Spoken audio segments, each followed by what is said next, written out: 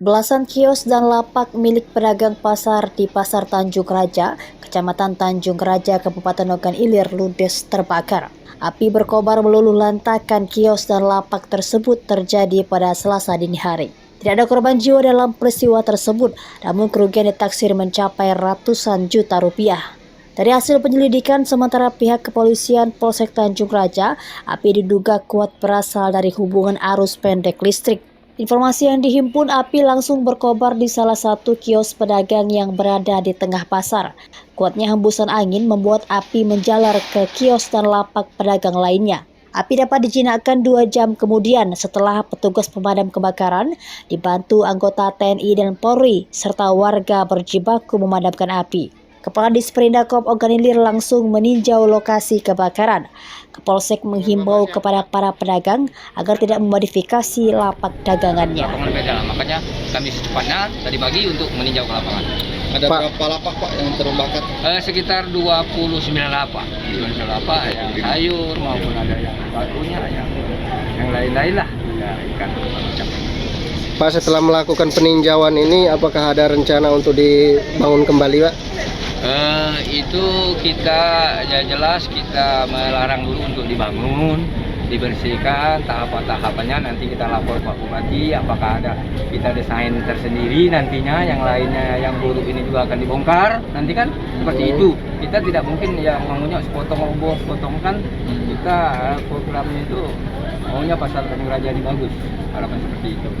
Jadi kita belum bisa menyatakan untuk segera ya, jelas ini semerawut sekali, lihat yang sebelah ini kan. Nah itu kondisinya yang kesannya kumuh. Jadi kita sedang tertibkan ini. Pak, ini kan ke depan antisipasinya agar tidak terulang lagi bagaimana Pak? Ini kan bukan di bawah naungan Disperindak kan Pak?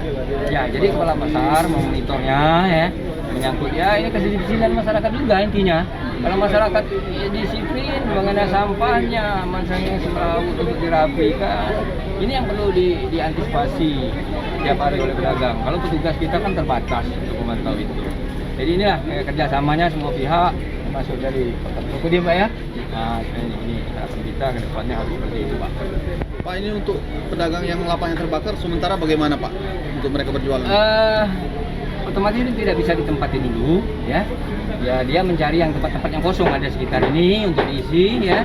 Ya darurat dulu lah yang baik, untuk kronologi kejadian kebakaran yang terjadi di Pasar Tanjung Raja tadi malam, berdasarkan informasi dari saksi yang ada di lapangan dan juga hasil full bucket kita, bahwa api diduga mulai terlihat di pukul 12 malam.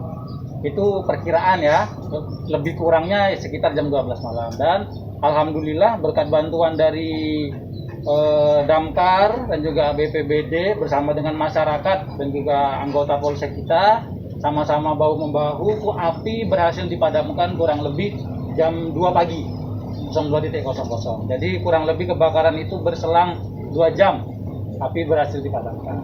Untuk sumber api sendiri diduga kuat berdasarkan tadi hasil juga kita olah TKP bersama tim identifikasi dari Polres Ogan Ilir, diduga kuat berasal dari konsleting listrik. Karena ya namanya pasar ya kan, pasti banyaklah di situ colokan-colokan segala macam. Jadi mungkin diduga dari itu. Diduga kuat berdasarkan dari konsleting listrik. Itu kita pakai polis line agar tidak ada yang merusak di TKP atau penjarahan lah apa segala macam, karena kita harus masih berkoordinasi juga dengan Pemkab Ogan Ilir. Di sini kebetulan ada Pak Tapir dari Disperindak ya Pak ya. Nah, untuk berkaitan tindak lanjut dari tempat yang terbakar tadi, apa yang akan dilakukan, apa yang akan dikerjakan di situ seperti itu.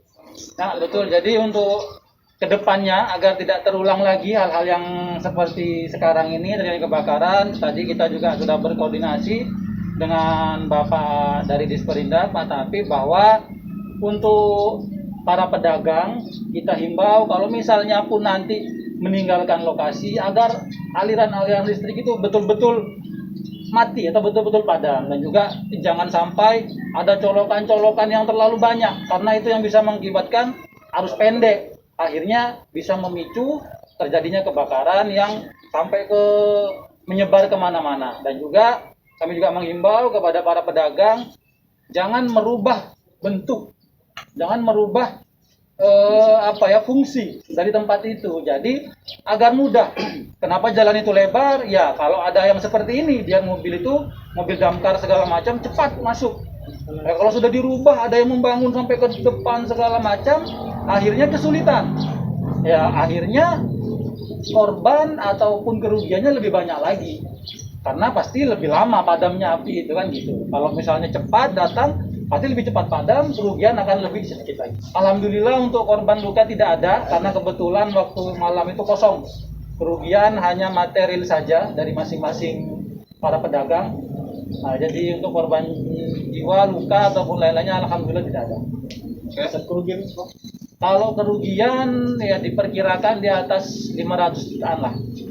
Dari Indralaya, Alkedir TV melaporkan.